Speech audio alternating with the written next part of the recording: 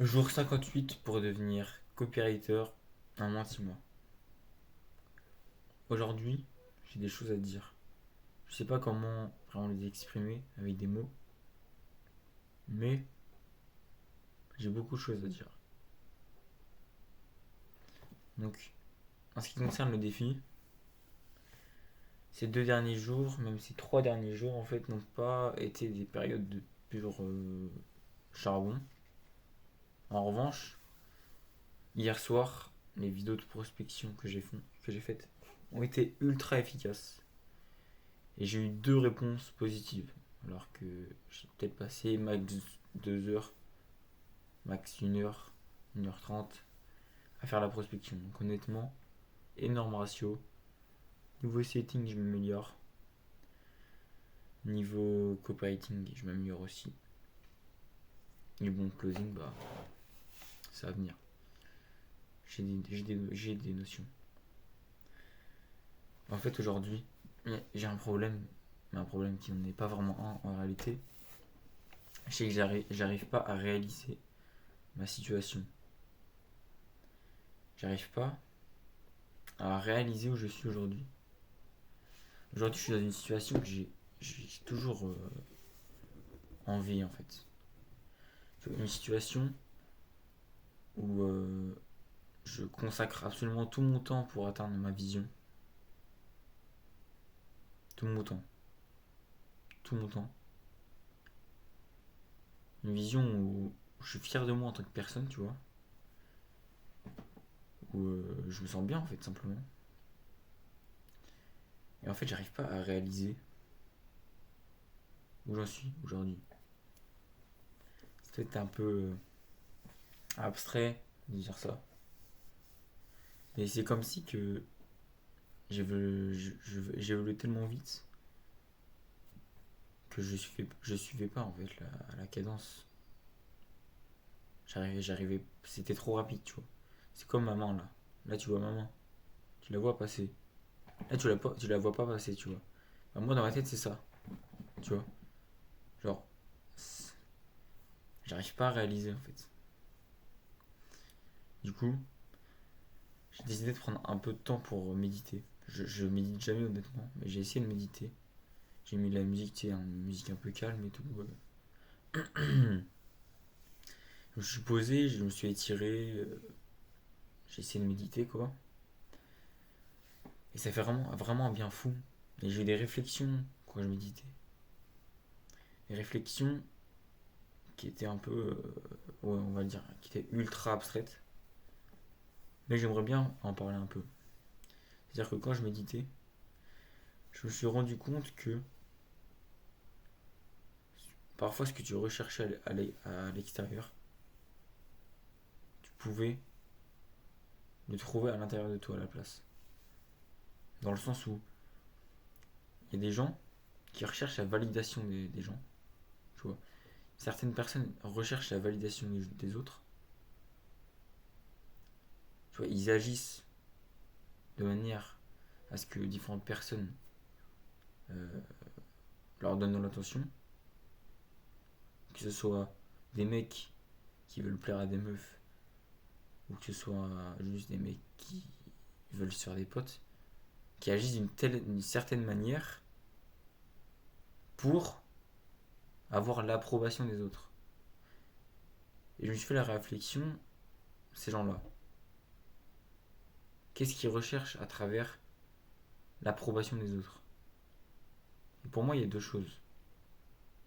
Dans un premier temps, il y a notre besoin physiologique de, d'appartenance. C'est-à-dire que depuis la nuit des temps, on a besoin d'appartenir à un groupe, sinon on meurt.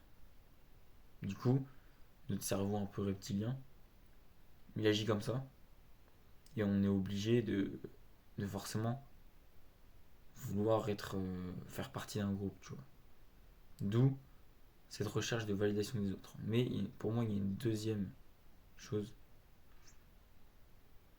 qui est euh, il recherche comment dire, ils recherchent l'approbation, mais c'est ce que je suis en train de dire tout à l'heure. Mais quand je parle d'approbation, là, je parle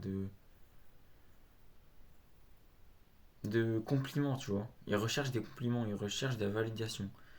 Soit ils recherchent un besoin d'appartenance pour moi, soit ils recherchent un besoin de validation, de compliments, où, où en fait les gens lui mettent en valeur pour remplir son ego un peu.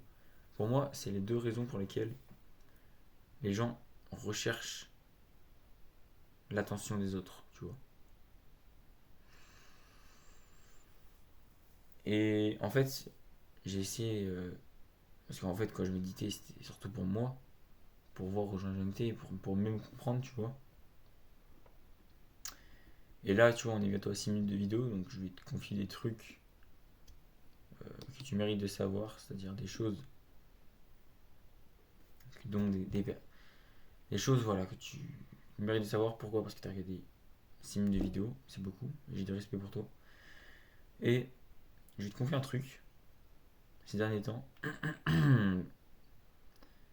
je regarde pas mal de vidéos, tu sais, de mecs qui draguent dans la rue et tout, et je me suis dit, faut que j'essaye. Faut que j'essaye de faire de la drague de rue, d'aller voir, d'aller accoster des meufs. Donc, j'ai testé, et ça s'est super bien passé. J'ai eu un meilleur ratio que ce que je pensais. Bon, je vais pas donner tous les détails, flemme, tu vois, mais honnêtement, je suis content. Je suis content, j'ai eu des numéros, j'ai eu des rejets, mais c'est important. Et en fait, j'ai compris là-dedans que, en fait, le rejet, quand je parle de rejet, aujourd'hui, les gens, ils ont une mauvaise vision du rejet. C'est-à-dire que ils ont encore cette vision, comment dire, cette vision liée au besoin d'appartenance qu'on a tous, liée à notre un peu euh, nature profonde d'homme de Cro-Magnon. On a, au fond de nous, on a peur d'être seul. Pourquoi? Parce que qui dit seul dit mort dans notre cerveau d'homme de Cro-Magnon, si tu préfères. Et du coup, ça fait qu'aujourd'hui, les gens, ils ont peur du rejet. Sauf que c'est complètement con. C'est pas parce que quelqu'un te rejette, quelqu'un n'est pas d'accord avec toi, que tu vas mourir. Mais on interprète ça comme ça parce que voilà, c'est un mécanisme de notre cerveau. Et en fait, en prenant des recals, tout simplement, mais en me prenant aussi des numéros, je me suis rendu compte que les rejets, on s'en bat les couilles. On s'en bat les couilles.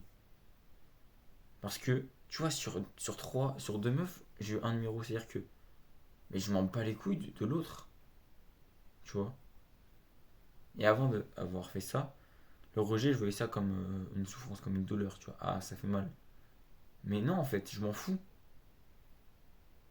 Je sais pas si tu vois ce que je veux dire. J'ai changé ma perception du rejet, ce qui fait que mon besoin d'appartenance profond était plus forcément lié au rejet des gens.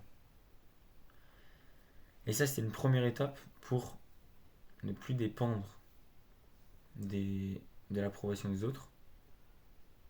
Et du coup, la deuxième étape, comme je te l'ai dit, je te rappelle, pour moi, les gens recherchent l'approbation des gens pour leur besoin d'appartenance qui est profond, qui est lié en fait à la peur du rejet. Donc si, comme moi, tu souhaites évoluer là-dessus, bah, je te conseille de te faire rejeter. Faut avoir des meufs dans la rue. Et donc la deuxième chose que je t'ai dit, c'était quoi? C'était... euh, donc... Ouais, voilà, l'approbation. Les gens ont besoin d'avoir des compliments. Mais si tu réfléchis 2 secondes, des compliments, c'est quoi? Des compliments, c'est des sons que tu entends et qui suscitent en toi des émotions. Une émotion vraiment qui fait du bien, tu vois. Tu recherches l'approbation des gens parce que les gens vont te dire des choses et tu vas ressentir une émotion qui est une bonne émotion. Mais Tu penses pas que tu peux le faire toi-même ça? Au lieu de chercher un son qui suscite cette émotion, pourquoi tu crées pas une pensée qui suscite cette émotion? C'est ce que je veux dire en fait. Au lieu de chercher l'approbation des gens, bah félicite-toi toi-même à la place. Et ça aura le même effet, tu vois. Le même effet. Même un meilleur effet. C'est pour moi vraiment.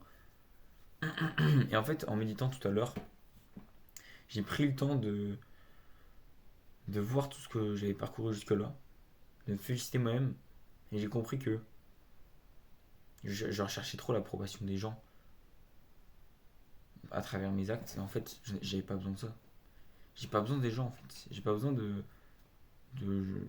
Jérémy qui me donne un compliment. Je m'en fous en fait. Parce que si j'ai besoin du sentiment de fierté, j'ai juste à repenser à mon action et à être fier de moi tout seul. L'autonomie, tu vois. Et en ce qui concerne la peur du rejet, honnêtement, je me sens beaucoup mieux. Parce que maintenant, dès qu'il y a une fille qui me plaît, j'y vais. Et le rejet, ça ne fait plus rien. Et voilà. C'est une petite pensée du jour. Je te documente mon évolution, pas seulement jusqu'à de l'argent, tu vois, pas seulement jusqu'à 6 000 € par mois.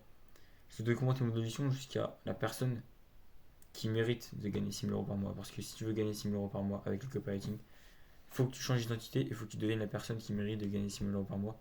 Et là, sur cette chaîne, je ne documente pas seulement mon évolution financière. Parce qu'en fait, ça suffit pas.